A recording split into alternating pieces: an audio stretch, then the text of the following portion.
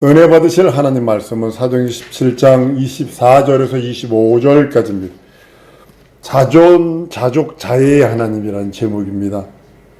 하나님의 의도, 하나님의 뜻이요. 여러분들 이거 우리 심정 속에 있어야 합니다. 하나님이 예수님이 이 땅에 예수님을 이 땅에 보내신 목적, 그러면 결론이 탁 나는데, 의도, 계획, 이유 이래 버리니까 이제 이상해지는 걸 보게 됩니다. 그 계획과 의도가 있습니다. 우리 이것을 잘 알 수 있도록 우리 그리고 또 특별히 눈을, 우리 보편적으로 신앙인들이 눈에다가 교리라는 필터를 하나 덮여요. 그리고 신학이라는 필터를 하나 덮여요. 그리고 웨스트민스터라는 신조라는 필터를, 세 가지 필터를 딱 끼고 보기 때문에 성경이 뭘로 보이는 인본주의적인 게 나만 보이게 됩니다. 물론 예수께서 이 땅에 오신 이유 속에 내가 구원받고 내가 건너고 내가 하나님 나라 가고 예수께서 십자가 달려 죽고 부활하신 이유가 물론 그것으로 될 수 있습니다. 그러나 목적과 의도는 아니라는 거죠. 목적과 의도는 100% 이루어지는 겁니다. 하나님은 자존하시고 자애하시고 자족하시는 하나님이십니다. 오늘 이 말씀 나누려고 합니다. 자존, 자족하시는 하나님이세요. 하나님께서 영원전부터 영원까지 살아계신 하나님입니다. 시작한 날도 없고 끝도 없으신 분, 영원토록 영원까지. 하나님의 나라라는 천국이라고, 지금 예수님께서 하나님 보좌 우편은 만들어진 날이 있지만 영원한 겁니다. 그러나 하나님은 그 하늘나라도 계시지만 없어도 계시고 그 전부터 계시는 분이고, 이거 우리가 잘 알아셔야 합니다. 시간과 공간을 초월하시고 영원토록 영원히 살아계신 참 하나님이십니다. 하루살이가요, 인생을, 사람의 생명을 이해하는 건 불가능하죠. 하루살이가 마치 모기처럼 생겼거든요. 하루살이가 모기한테 반해가지고 구애를 합니다. 그래서 모기가 가면서 그래요. 오늘은 안 되니까 내일 합시다. 그때 하루살이가 내일이 문제예요. 내일이 뭐예요? 이런다는 거 아니에요. 마찬가지입니다. 기독교 신앙의 시작은 영혼을 바라보는 겁니다. 영혼전을 하나님의 계획을 아는 거고, 그 다음에 영혼을 바라보는 것. 이것이 신앙입니다. 보통 영혼은 태초라고 말하는데 그렇지만 그 태초가 아니라 창세기 1장 1절의 태초와 영혼 전 하나님의 시작은 하나님의 시작은 아무도 모릅니다. 영혼 전을 창세기 1장 1절 2전을 말하고 있는 요한복음 1장 1절이 바로 그 장면입니다. 하나님은 태초에 계신 분이라 할 적엔 그 태초는 영혼 전에 계시던 하나님이라는 그런 뜻이기도 합니다. 창세기 1장 1절의 태초로 나오고 요한복음 1장 1절의 태초로 나오는데요. 시작점이 틀립니다. 창세기 1장 1절은 만물의 시작이고 요한복음 1장 1절은 영원전, 태초 이전을 뜻하고 있는 것을 보게 됩니다. 영원한 때부터, 태초는 영원한 때부터 시작한 날을, 창세기 1장 1절은 시작한 날이 있어요. 그래서 요한복음 1장 1절은 시작한 날이 없는 영원, 그것을 말하고 있는 것을 보게 됩니다. 하나님 만물이 있기 전에 이미 계셨고, 만물이 영원한 것이 아니라 만물은 영원한 때 시작한 것뿐이에요. 언제인지 모르지만 시작한 날이 있어요. 또한 하나님 홀로 계신 분이시지만 만물은 만들어진 날이 있습니다. 홀로 계신다 그러니까 외롭고, 사람 홀로 있으면 안 됩니다. 요즘에 사람 많이 고독사라고 그러잖아요. 참 이거 진짜 입을 덮고 주무셨는데 뼈다귀는 남았어. 노인들이 주무실 적에 전기장판 틀어놓고 주무시잖아요. 근데 모른 거야. 안 들여다본 거야. 주무시면서 죽은 거야. 근데 뼈만 남았어. 냄새가 나가지고. 사람은 홀로 있으면 외롭지만 하나님 홀로 계신 분, 그러면 외롭고 고독한 그런 뜻이 아니라 스스로 계신 자존자라는 그런 의미입니다. 하나님 유일하시고 하나님은 스스로 계시고 아쉬움이 없어요. 여러분들은 아쉬움이 얼마나 많아요. 난 지혜라고 절대 얘기하는 게 아니에요. 아쉬움이 얼마나 많아. 나도 아쉬움이 얼마나 많아. 진짜 아쉬움이 많아요. 근데 하나님은 스스로 계시고 아쉬움이 하나도 없어요. 모세가 하나님께 묻습니다. 당신은 누굽니까? 누구라고 얘기해야 합니까? 라고 할 적에 출애굽 3장 15절에 여호와라 이름을 가르쳐주 비로소 이름을 가르쳐 주십니다.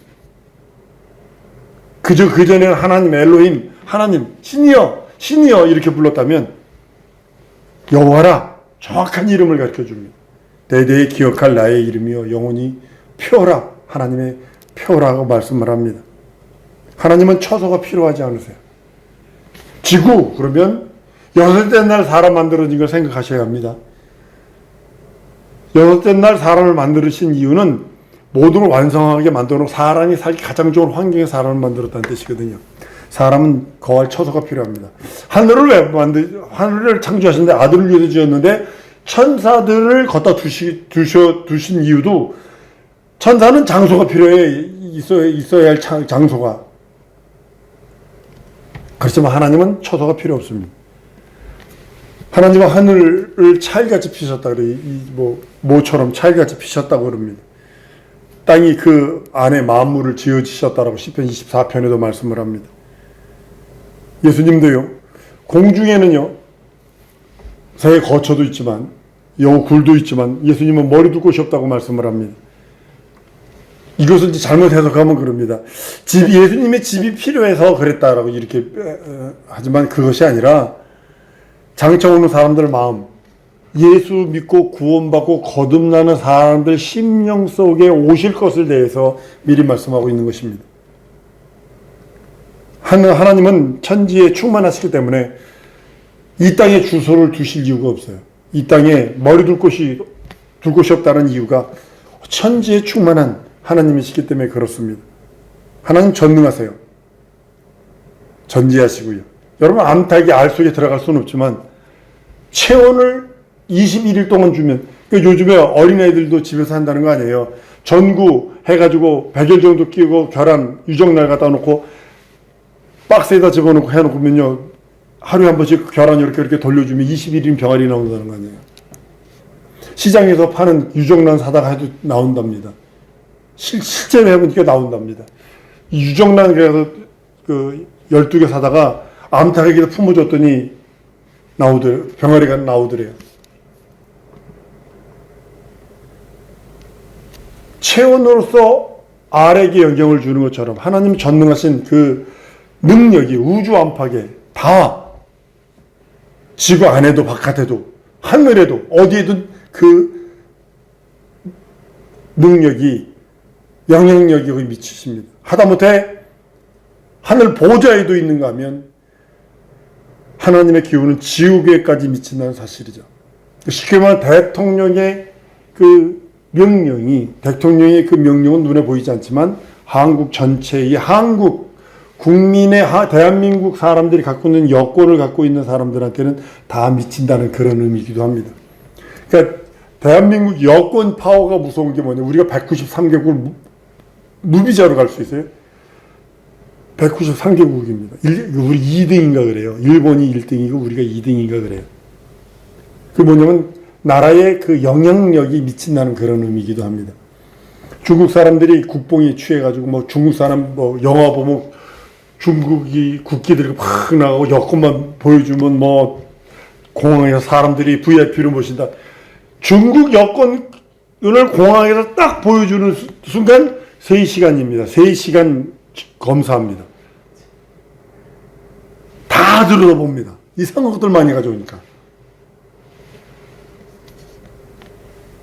그러니까 하나님의 나라가 기운이 지구에 갔죠. 하나님이 지옥에 가 계시진 않아요. 그러나 그 기운이 그 능력이 거기에 미치는 겁니다. 주님이 하늘에도 계시고 내 안에도 계시고 보호자는 하늘에 있고 그 기운과 권세가 우리 안에 내 안에 있다는 겁니다. 하나님의 기운과 권세가 내 안에 있다. 보호자는 하나님 보호자 우편에 있고 이렇게 영원전부터 지존하신 하나님은 어느 날 어느 시점에 자신의 이름을 위할 천사들을 창조할 계획을 하시고 그 그 천사들이 거할 처소로서 하늘을 지으시는 겁니다. 그것이 하나님의 보호자가 있는 것이고, 천사들이 하늘과 땅에, 지금 땅에는 타락한 천사도 있지만 뭐 하나님의 천사도 왔다 갔다 하고 왕래합니다.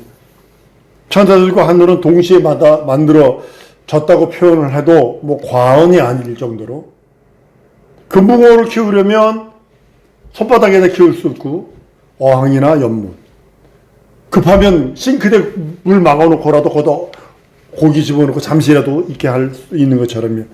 싱크대나 방바닥에서 손바닥에서 물고기를 키울 수 없어요. 계속 키울 수는 없어요. 잡아가지고 잠시는 있다가 다른 데 놓을 수는 있어도 계속 키울 수는 없습니다. 요즘에 미국에서 보니까 매가요, 독수리가 무섭더라고요. 닭을 팍 때려버리니까 닭이 죽어버리더라고요. 팍 기절해버리더라고요. 그러니까 어떻게 하니까 집 뒤에다가 자기 집들에다가 키우는 독수리가 많고 그러니까 어떻게 하니까 망사로 이렇게 닭 다니는 길을 이렇게 싹 만들어가지고 그 안에다 닭을 키우더라고요. 그리고 울타리를 해놓고 그러더라고요. 마찬가지 닭장이 있어야 닭을 키우는 것처럼 마찬가지입니다. 홀로 살아계신 하나님은 피조물들을 염두에 두시고 그것을 거할 처소로 하늘을 지으셨다라고 이제 성경은 말씀하고 있는 것입니다. 그러니까 하나님의 영역은 무제한입니다. 무제한이지만 피조물은 제한된 영역을 갖고, 여러분과 난 제한된 능력을 갖고 있습니다. 그리고 제한된 영역 안에서 활동을 합니다. 하늘 자체가 제한된 것이기도 합니다. 하나님은 자애의 하나님, 사랑을 베푸시되 그냥 무한대로 사랑을 베푸시는 그런 하나님임을 보게 됩니다. 하나님께서 가장 사랑하시는 것은 무엇이라고 생각을 하십니까? 자기 자신입니다. 여러분이 여러분 자신을 가장 사랑하는 것처럼 자애의 하나님은요, 그 사랑을 품속에 계신 아들을 사랑하는 것으로 나타내십니다. 아들을 사랑하시는 것은 곧 하나님을 사랑하는 것과 동일시 취급했다라고 성경은 말씀을 합니다.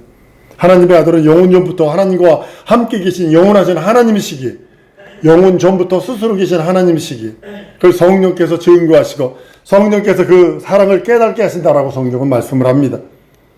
아버지가 아들을 사랑하는 것과 동등한 위치에 두시고 동등한 권리로 인정을 하십니다. 그러니까 아버지와 아들을 자신과 동등한 위치에 두어서 사랑한다고 인정하시는 겁니다. 동등하게 사랑하시는 그 사랑을 증거하시고 성령께서 보존하시고 함께 하십니다. 성령의 증거 없이는 하나님도 자신을 사랑하는 사랑을 보존할 수 없어요. 하나님이 여러분 사랑하는 건 무엇으로? 성령께서 보존하셔야 하는 것입니다. 하나님이 자신처럼 사랑하시는 그 아들에 대한 사랑을 증거할 수 없다라고 말씀하는 것과 동일한 것입니다. 만약에 성령의 증거를 받지 않는다면 하나님과 아들의 관계는 없어지고 말 것입니다. 여러분이 하나님을 사랑하는 것, 성령의 증거가 없으면요, 하나님과 아들과의 관계가 흐지부지 되고 말 것입니다. 그러니까 성령의 증거를 받고 성령의 보존을 받지 않으면 안 된다고 말씀하는 것입니다. 성령 받은 자들이 깨달을 수 있는 것은요, 하나님이 자신을 얼마나 아끼고 사랑하는가를 깨달아 알 수 있습니다. 아들을 얼마나 사랑하는가, 그것을 알 수 있습니다. 여러분이 예수를 사랑하면 사랑할수록 성령의 보존과 증거와 아울러 사랑을 받을 수 있습니다. 하나님은 사랑하는 아들과 따로 계실 수 없습니다. 하나라, 아버지와 나는 하나다 말씀하신 말씀을 기억하셔야 합니다. 그래서 자신을 사랑하시는 것과 똑같이 사랑하시고 똑같이 권위를 주시고 똑같이 대우하신다는 사실을 아셔야 합니다. 그래서 우리가 예수를 사랑하는 것, 아버지를 사랑하는 것,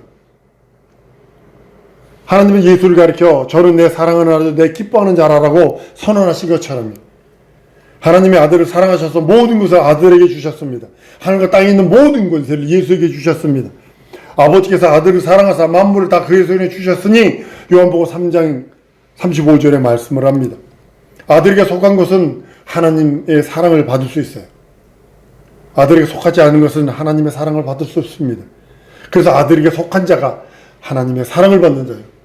예수에게 속한 자가, 하나님의 것이 된 자가 하나님의 사랑을 받을 수 있습니다. 이것은 마치 부모가 자식을 사랑하기 때문에 자식에게 속한 것, 그것들을 사랑하고 아끼고 소중히 여기는 겁니다. 공군 조종사가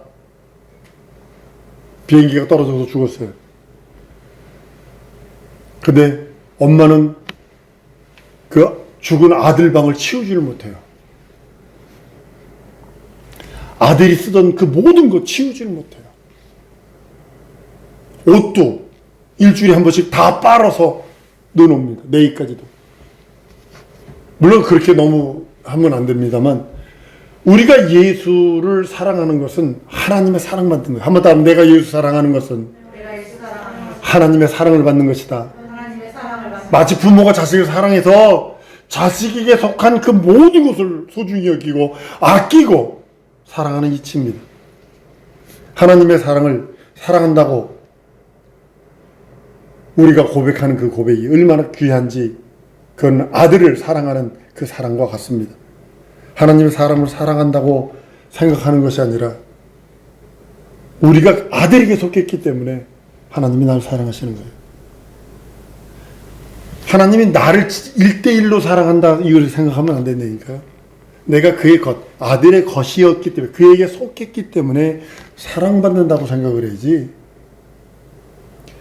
이것이 인간 사랑의 본질이에요. 내가 하나님께 속해, 예수에게 속했기 때문에 하나님은 나를 사랑하시는 거예요. 내가 예수와 무관하면요, 하나님은 나를 사랑하지 않아요. 원수긴 취급해버려요. 마귀에 속한 자가 동일한 거예요. 하나님께 속하지 않은 것은 그분 자신의 뜻에 반대되는 것이라고 취급하셔서 가차없이 심판하십니다.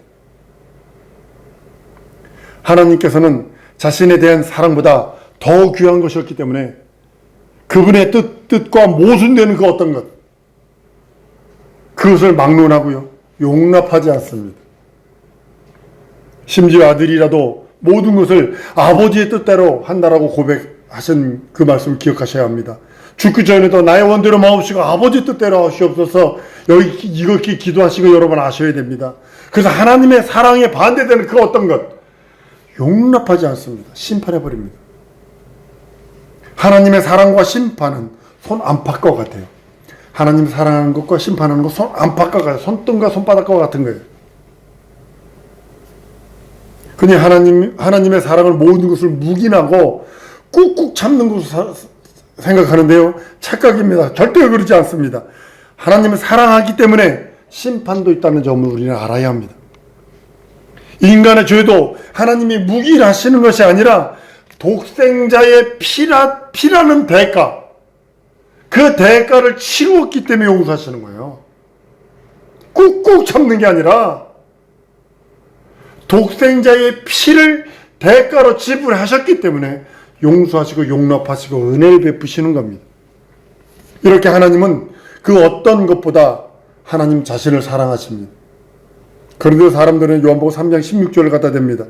하나님이 세상을 이처럼 사랑하사 독생자를 주셨으니 저를 믿는 자마다 멸망치 않고 영생을 얻게 하려 하심이라. 그래서 이 말씀을 강조합니다. 인간을 하나님이 사랑하셔서 독생자를 희생시킨 하나님으로만 오해하고 있어요. 착각입니다.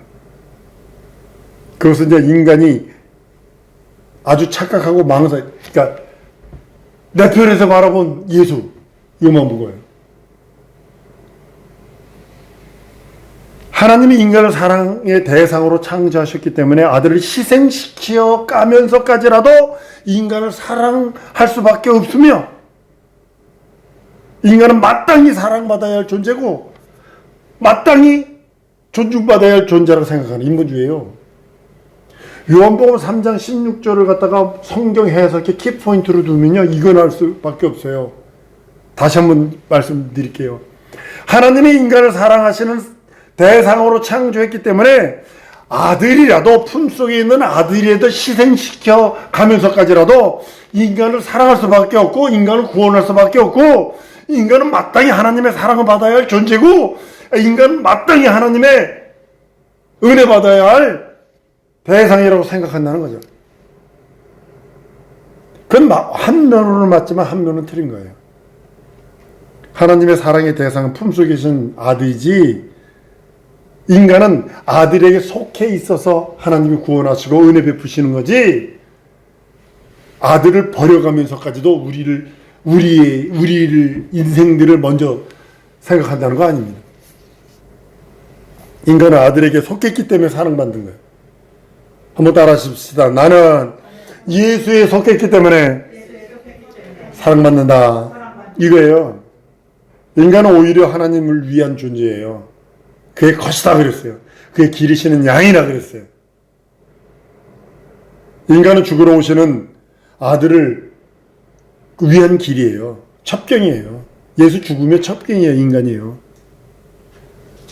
아들의 죽으심이 인간에게 의뢰가 되는 것이고 그의 것이 되는 것이고 그에게 속한 것이고 그 공로를 의지하는 그 사람이 그에게 속한 자로 인정을 하시니까 인간은 마땅히 모든 영광을 하나님께 돌려야 할 존재입니다. 근데 인간이 영광을 받으려고 그래요. 이게 우상이거든요. 스스로가 우상이 되어버리는 거거든요. 모든 영광을 하나님께 돌려야 할 존재인데 자신이 영광 받으려고 그래요. 우리 인간은 영광 받을 영광이 하나도 없어요. 인간은 전혀 영광이 하나도 없어요. 모든 것이 하나님을 위한 존재입니다. 그의 것입니다. 성경도, 교회도, 예배도, 신앙도, 기도도, 봉사도 모두가 하나님을 위해서 존재하는 거예요. 다만 내가 그에게 속했기 때문에 은혜 받는 거예요. 한 번 더 따라하십니다. 나는 예수에 속했기 때문에 은혜를 받는다. 명심하셔야 합니다. 그래서 예수께서 너희가 내 이름으로 기도하면 내가 시행한다. 그러면 아버지가 영광 받으실 것이다 라고 말씀하신 거예요. 그래서 모든 것은 하나님을 위해서 진행되는 겁니다. 순서 뒤바뀌면 안 돼요. 이때 내가 뭐 잘 되는 거 그거 11조도 1억씩 좀 하세요. 그렇게 하세요. 11조 그 정도 할 수 있는 능력을 좀 가지세요. 그럼 좋죠. 그러나 그것도 하나님의 영광을 위해서 존재하는 거예요. 모든 것이 하나님 위해서 진행되는 거예요. 여러분의 삶, 오늘 내일 모레 글피 미래 하나님의 영광을 위하여 존재하는 삶이 되어야 되는 거예요. 왜? 그의 것이니까. 그를 위하여 창조되었으니까. 하나님은 하나님의 영광을 위하시고 자신을 최고로 사랑하십니다. 그래서 우린 그의 것이에요. 성령 읽는 것도, 교회에 나와서 예배하는 것도, 신앙도, 기도도, 봉사도, 헌신, 충성도 모두가 하나님을 위해서 존재하는 거지 내가 영광 얻으려고 하는 거 하나도 없어요. 우리 사랑하는 성도들이 예수 이름으로 기도해서 응답받고 하나님이 시행하시는 그 시행하는 그 모습을 바라보길 원해요. 하나님이 시행하시고 찾고 계시고 구하고 계시고 하나님 우리가 구하고 찾고 찾으면 열어주신다고 하셨으니 우리는 그 아버지의 영광, 그 영광을 위하여 기도하는 것입니다. 우리 사랑하는 성도들이 한 세상 살면서 그 이름을 위하여 인간은 여러분과 나는요 예수 위에서 존재하는 존재입니다. 다시 오실 예수 그 길을 준비하고 예비하는 자들입니다. 우리 사랑하는 성도들이 진정으로 하나님의 영광을 위하여 살아드리는 삶이 되길 예수 이름으로 부탁드립니다. 이 시간에 기도할 때 하나님 내 평생 소원이 있습니다. 하나님 진정으로 내 삶 속에 오직 하나님의 영광 그 영광으로 충만한 삶이 되기 원합니다. 나를 도와주시옵소서. 하나님 영권이고 물권도 주셔서 부치실 사람 부치셔서 열어줄 거 열어주셔서 인도하실 거 인도하셔서 하나님 진정으로 영광의 삶이 될 수 있도록 영광 볼 수 있도록 함께 해달라고 우리 다 같이 성성으로 기도하십니다.